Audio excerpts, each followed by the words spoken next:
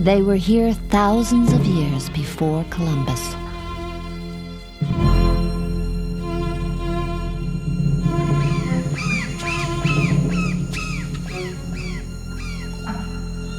While Paris was still a village, they were carving cities out of the jungle.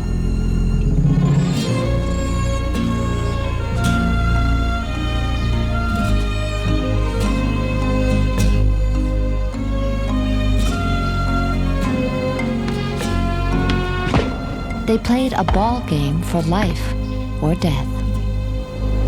They planned their lives according to the heavens.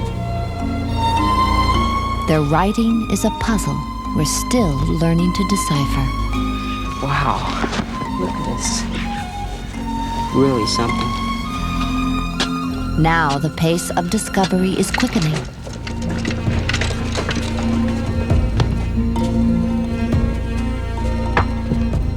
We are finally finding out who they were. Bone? There's a lot of bone. Look at this. Ooh, man. Look, it's a black kind of. Oh, man. This is really a powerful work of art.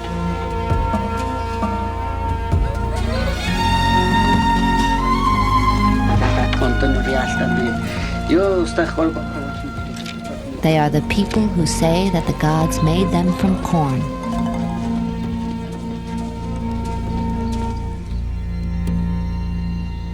They are the Maya.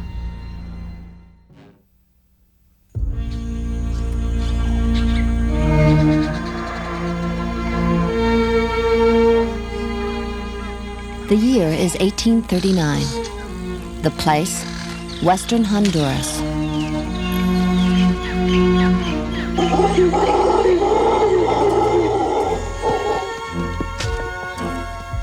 An American explorer named John Lloyd Stephens is leading an expedition in search of an abandoned Maya city called Copan. Almost nothing is known about the Maya. Stephens is about to learn more.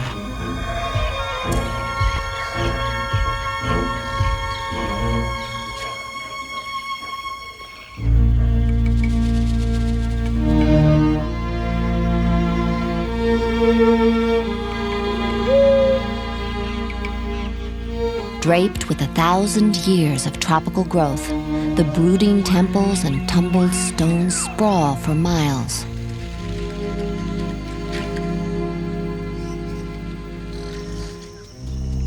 Stephens is overwhelmed by a sense of mystery. Who built this place? What happened here? In the following days, Stephens and English artist Frederick Catherwood record their impressions of the ruined city. It lay before us like a shattered bark in the midst of the ocean. Her masts gone, her crew perished, and none to tell whence she came or what caused her destruction. All was mystery. Dark, impenetrable mystery. During the next 3 years, Stephens and Catherwood visit the better-known Maya sites to the north. In Yucatan, they explore Uxmal and Chichen Itza.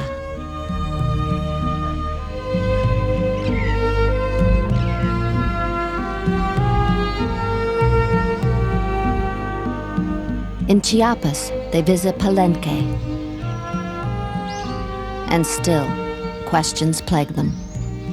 Who built these cities? Why had they been abandoned?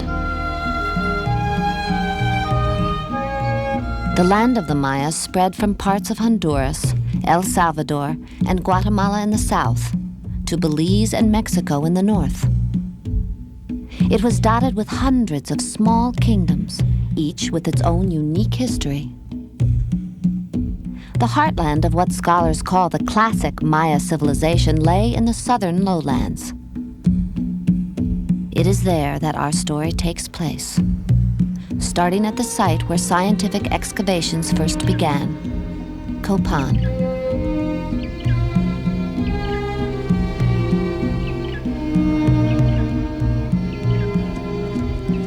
Today, this partially restored site still retains its air of mystery. Bill Fash is the director of the Copan Acropolis project. Copan was one of the premier Maya cities. Now, we can't say that in terms of its size. Certainly there were other cities that were larger. But while it was booming for about 400 years there, it was quite a place. It had incredible artists, sculptors, architects, engineers, astronomers, scribes, and so forth. So I suppose if you had to put it in our cultural terms, if Tikal were like, say, New York, Copan was like Paris.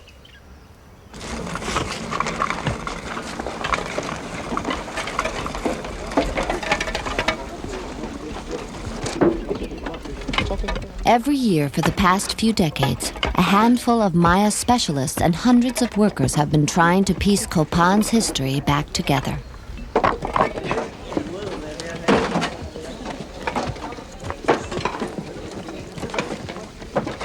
The story of what happened here is still unfolding, stone by stone. There are over 30,000 fragments of stone sculpture that once adorned these buildings. The problem is, for this particular puzzle, there's no box top. There's no picture that enables us to know how they went back together. We have to try and figure that out. And the problem's made worse by things like this. This is what we call a gok pile, G-O-K for God only knows, because God only knows where any of these rocks came from. The earlier archaeologists just piled them up here. So our job is to figure out which designs adorn the different structures. Come back to the gok piles and pull out the examples that are just like those we have dug up and try and put the whole thing back together.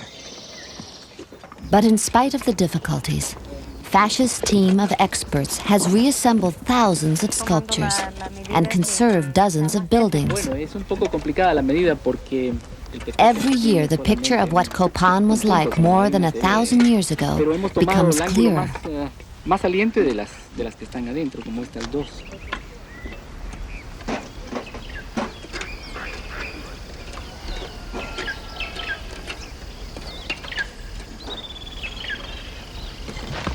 Many clues still lie hidden in the temples where the Maya elite buried their dead.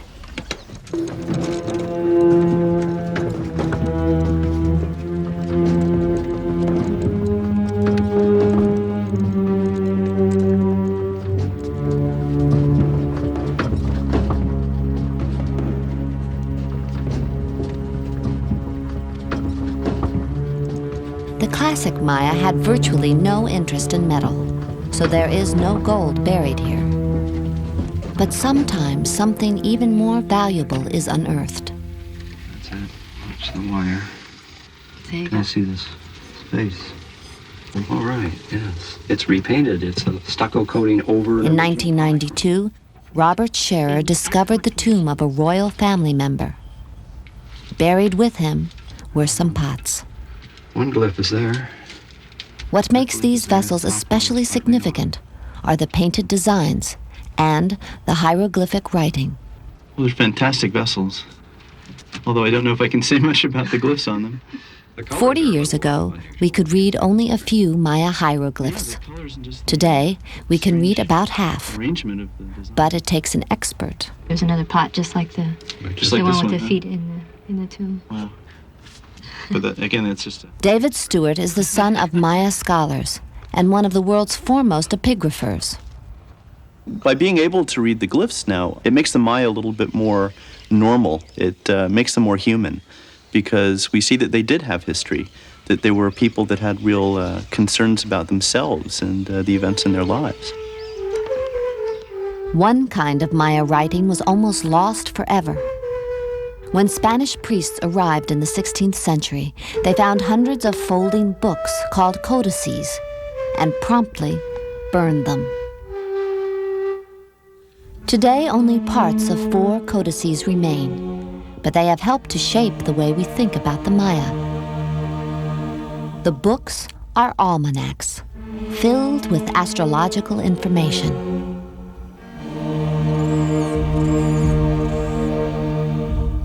The men and women who wrote the almanacs were scribes, well versed in astronomy. Using a sophisticated mathematics, They calculated the movements of the night sky thousands of years into the past and thousands of years into the future. They knew that the universe moved in cycles, some very large, some very small. They even predicted eclipses of the sun. They seem to have been fascinated by the relationship between time and the events in their own lives.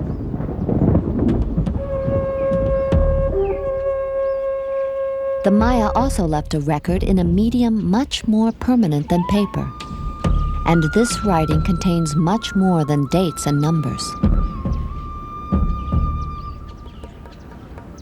On these stones, the Maya recorded the important events in the lives of their rulers.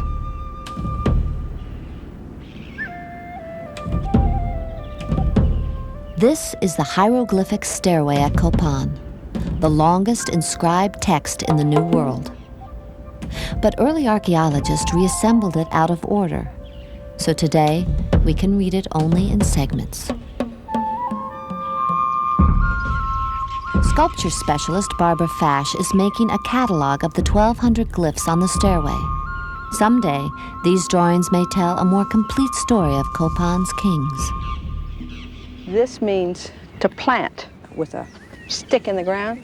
Other hieroglyphs are more accessible, thanks to dramatic breakthroughs in the past few decades. This is the date. It's Epigrapher Linda Sheely has done her share of the recent detective work. This is a little tree tag. And on this side, facing the east, he's young. But on the west side, you can see, look at the beard. It is a rare thing when a people develop historical consciousness and make recorded history a part of what they do. What we are participating in now is the recovery of lost history, because American history does not begin in 1492 with Columbus. It begins in 200 BC with the first Maya king who wrote his name on a stone.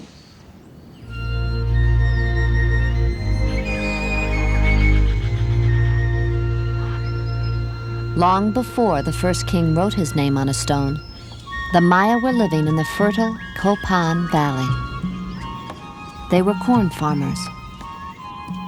Their lives were ruled by the rhythms of the natural world, planting and harvesting, birth and death. But around AD 400, at about the time Rome was starting to collapse, a change swept through the valley.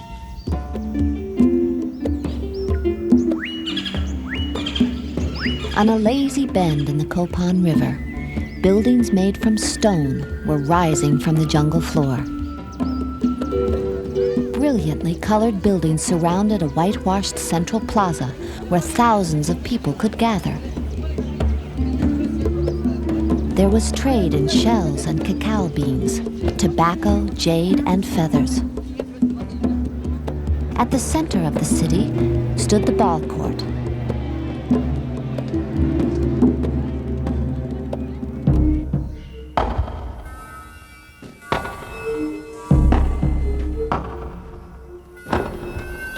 The object of the ball game seems to have been to keep the heavy rubber ball in motion without using hands or feet.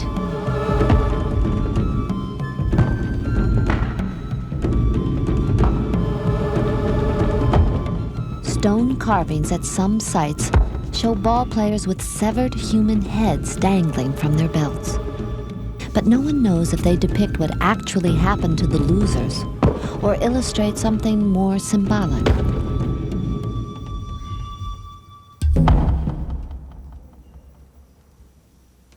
The ball was supposed to be a metaphor for the movement of the sun, and by extension also the moon and the stars. And you wanted to make sure that there was regularity in that movement. They thought that if they played the game in the right way and honored the gods in the right way, that they would ensure the agricultural cycle and enable the sun to rise and the rains to come on time, and for there to be a bountiful harvest.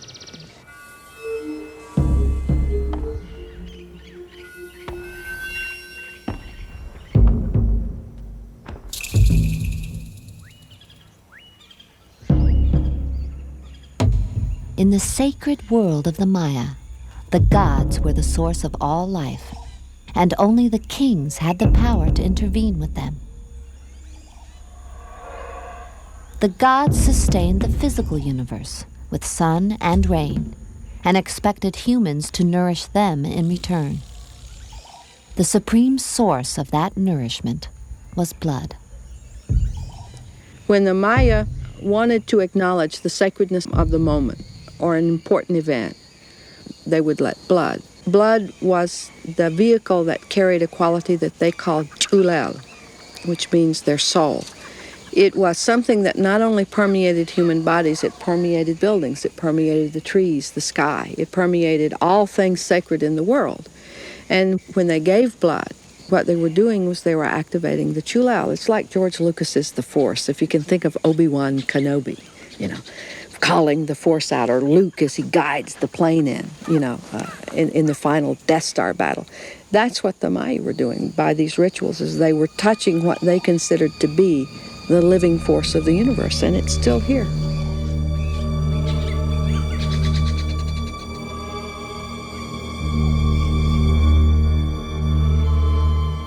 On special occasions, the king himself would give blood. This was one of the most sacred rituals in Maya life.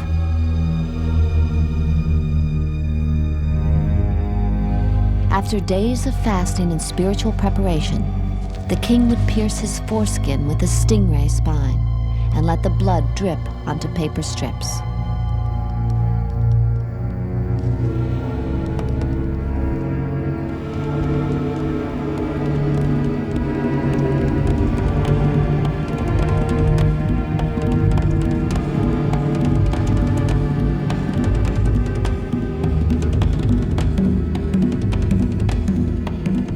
With this act of sacrifice, a doorway to the gods was opened.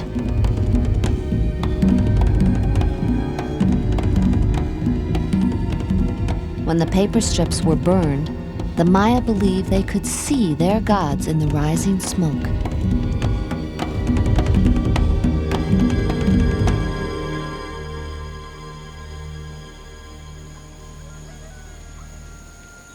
Today, the descendants of the ancient Maya still live much like their ancestors did. The myths they remember and the ceremonies they perform are all part of a tradition that the Maya say God gave them at the beginning of time.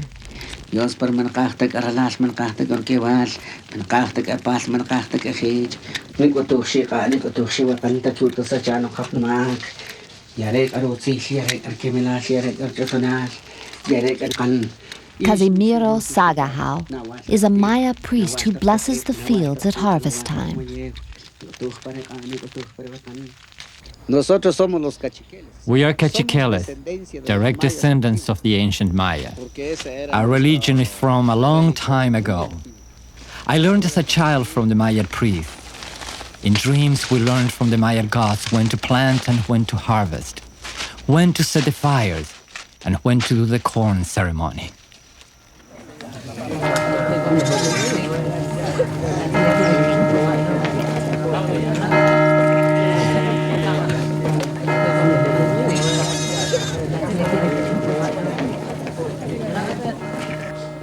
The Maya passion for ritual was one of the first things Spanish missionaries observed when they arrived in Yucatan almost 500 years ago.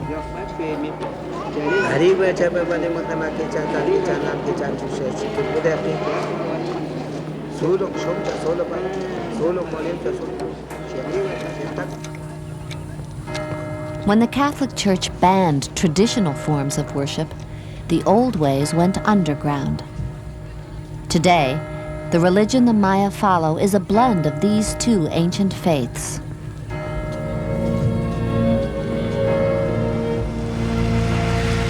The Maya have clung tenaciously to many aspects of the old culture. In the highlands of Chiapas and Guatemala, their unique dress not only defines them as Maya, but identifies the particular village where they live.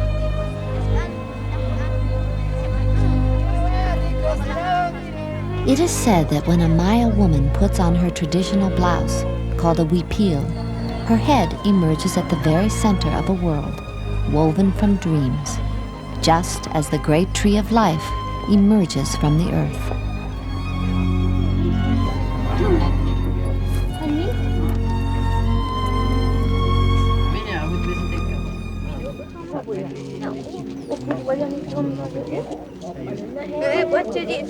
In the highlands of Chiapas, Mexico, Chip Morris has been working with weavers for 20 years.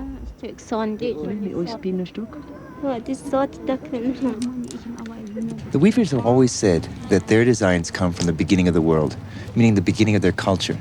When I started looking at the archaeology of the sculptures and the statues, the things that show what the weaving was like, there are a number that are all but identical to the weavings of today.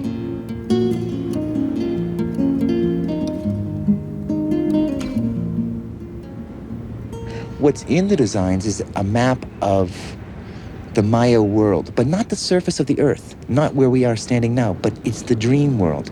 It's that world where the gods are, where the beings that control rain, where Angel, the lightning bolt, lives. There are no trucks, there are no houses on a blouse. It's all images of that sacred universe that creates rain, that creates life, that maintains the world.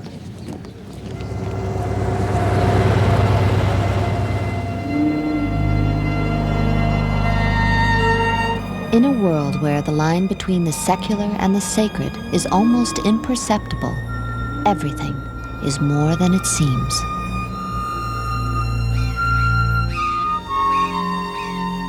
Pyramids symbolize sacred mountains where the ancestors dwell.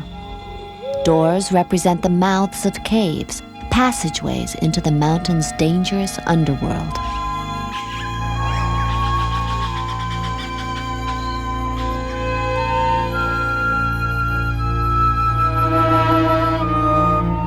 The Maya believed they went to that underworld when they died.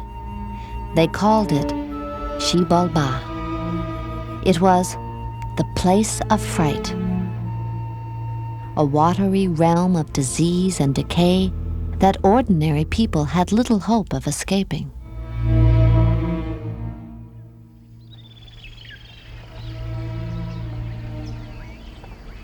How the Maya treated their dead is being investigated here, at a site 130 miles north of Copan. These are the ruins of a city called Caracol. Once, it was a prosperous administrative center. Today, it is remarkable for the scores of tombs discovered here. I think we'll leave the rest of this to remove the rocks. Okay. Okay. Arlen Chase is a pottery expert. Diane Chase is an authority. They called it Xibalba.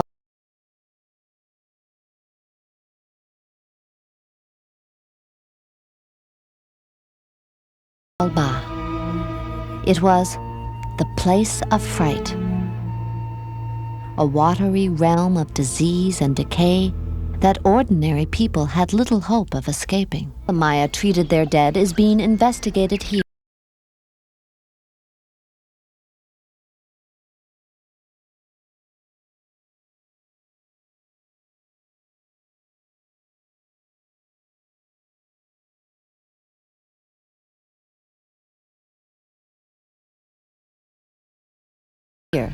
At a site 130 miles north of Copan.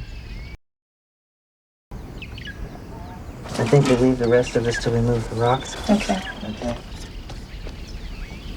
Arlen Chase is a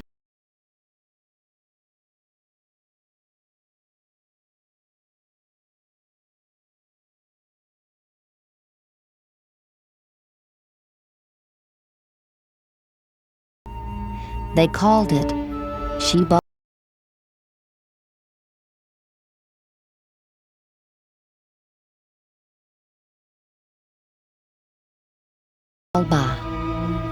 It was the place of fright, realm of disease and decay that ordinary people had little hope of escaping.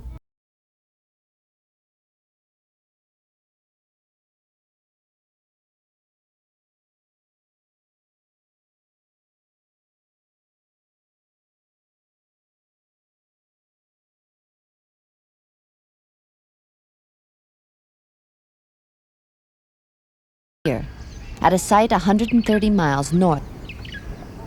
I think we'll leave the rest of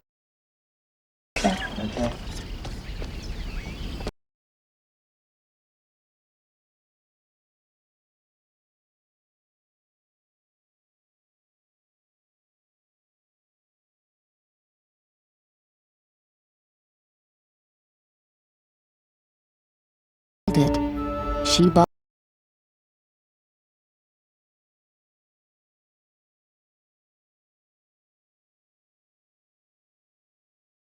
Alba. It was the place of fright, realm of disease and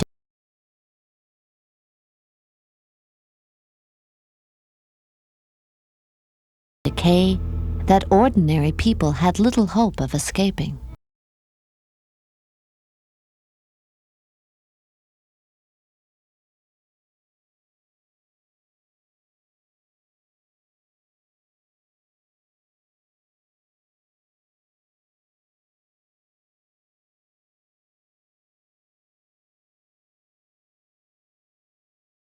Here, at a site 130 miles north.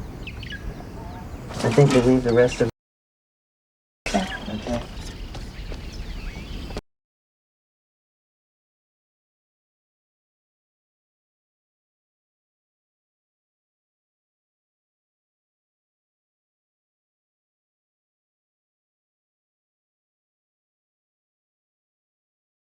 Alba. It was the place of fright, realm of disease and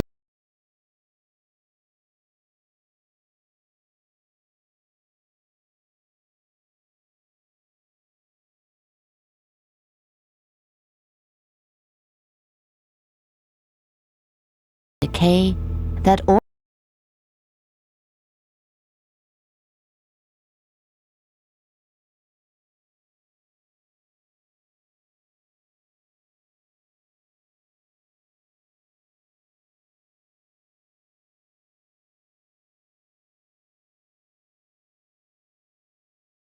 130 miles north. I think we'll leave the rest of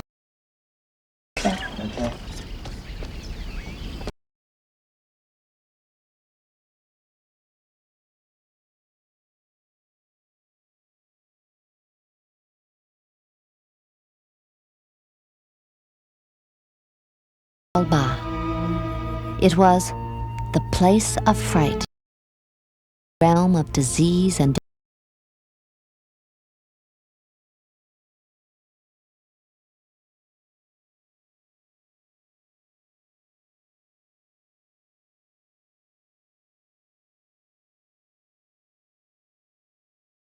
decay that or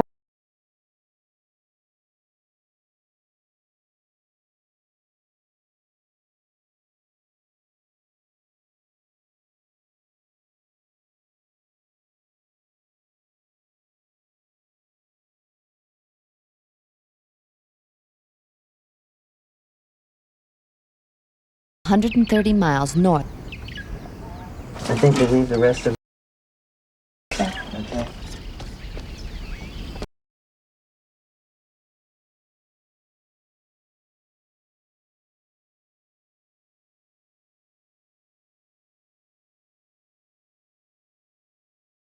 It was the place of fright, realm of disease and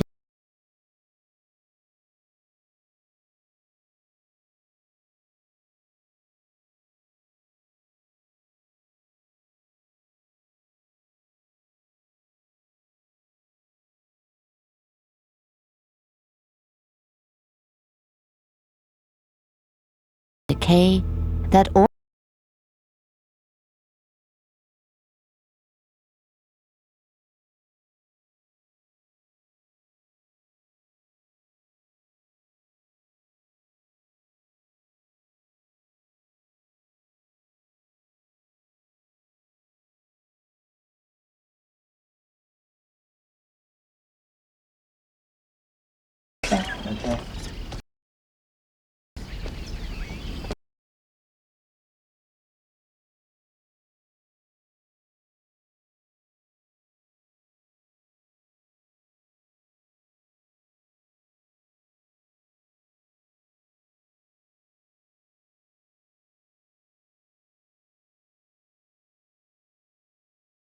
It was the place of fright, realm of disease and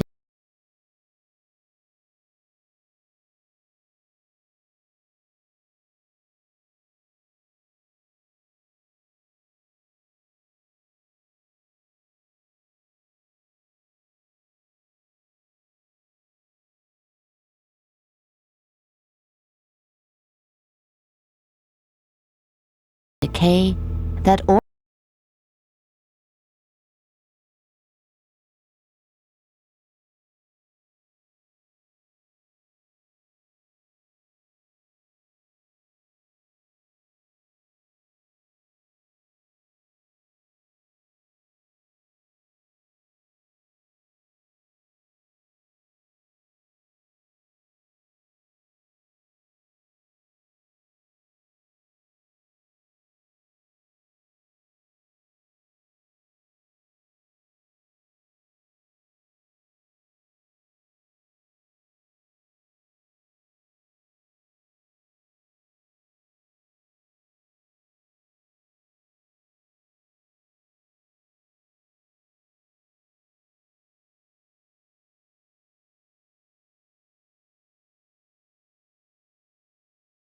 it was the place of fright, realm of disease and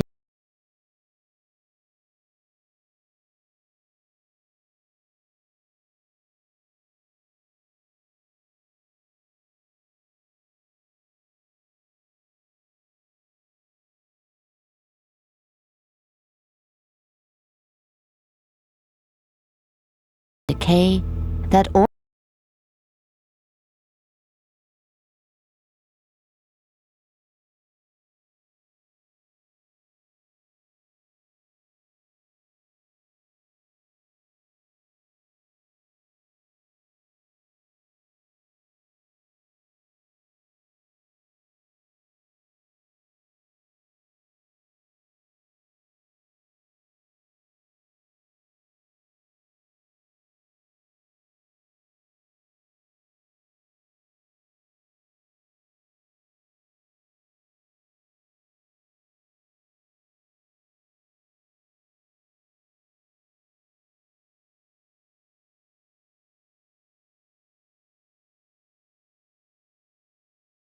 it was the place of fright, realm of disease and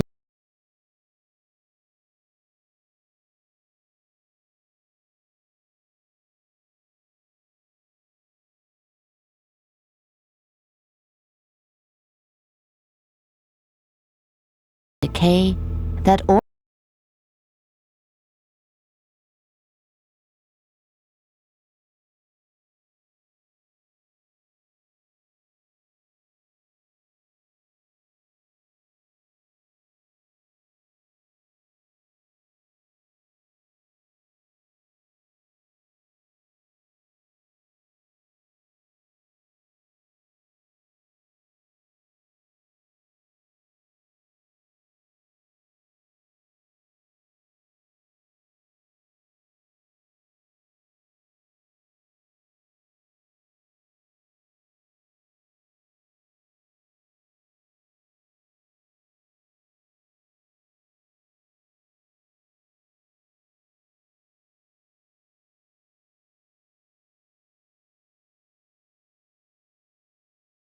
it was the place of fright, realm of disease and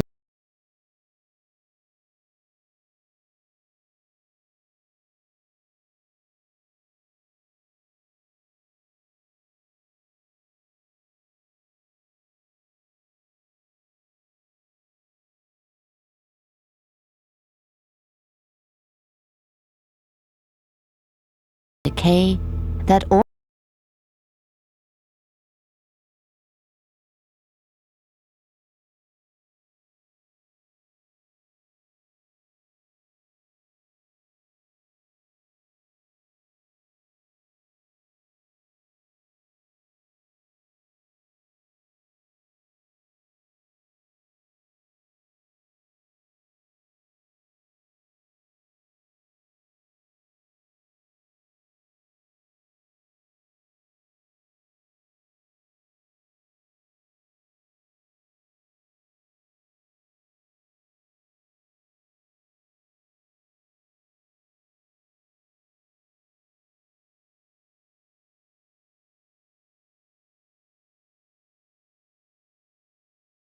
It was the place of fright, realm of disease and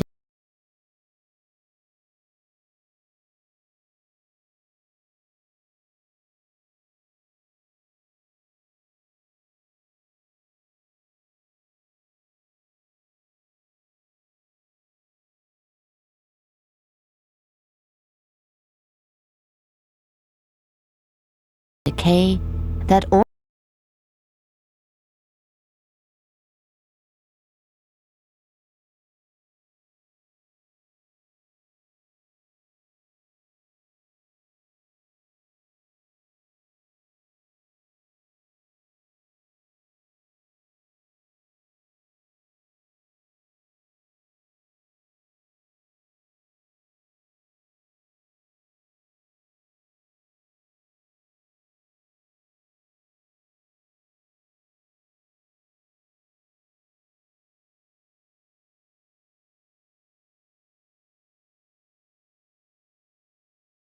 it was the place of fright, realm of disease and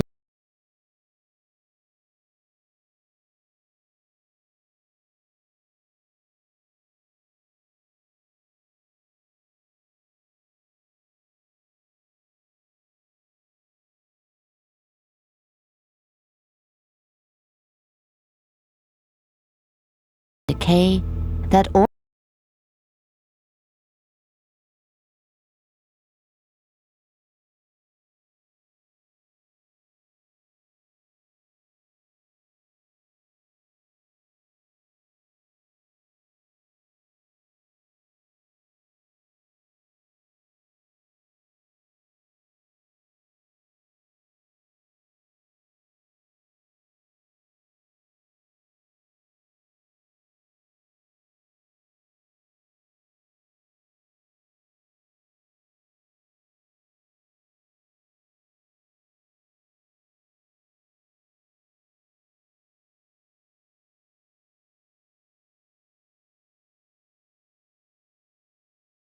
the place of fright,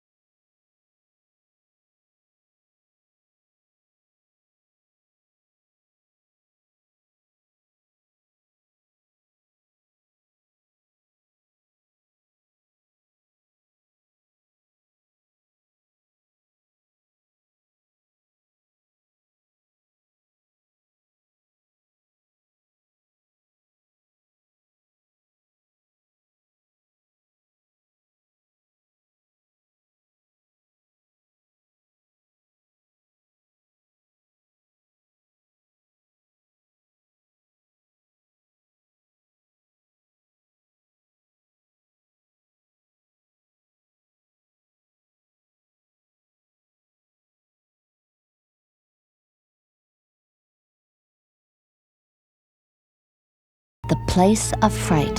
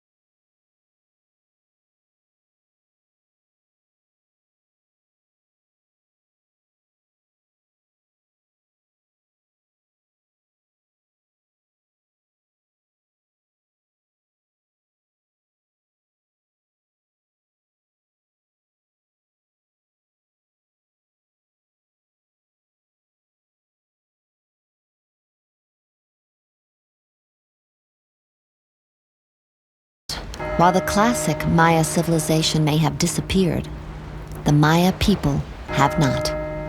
For 3,000 years, they have survived the ambitions of their own kings and those of foreign conquerors.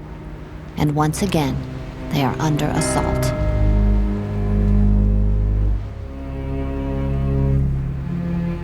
In Guatemala, during the past 3 decades, the Maya have been caught in a civil war they barely comprehend. In that time, 100,000 Maya have been killed, and another 40,000 have disappeared. No one can count the number of widows and orphans. And through it all, they endure. They weave their huipiles. They farm their corn.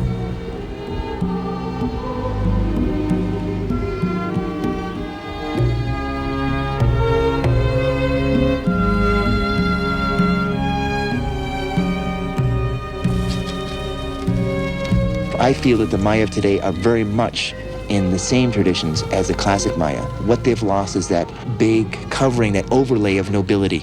And they dropped it themselves. They basically told the kings, that's it, you're not working anymore, and they went in to continue their own lives. I don't like it when people talk about the Maya collapse, because they never collapsed. They evolved, they went through different hard times, good times, bad times, but they're still with us. They still maintain their customs, they still maintain their ways of organizing their societies, and it's very exciting to see how much of the ancient Maya way of life is still alive and well.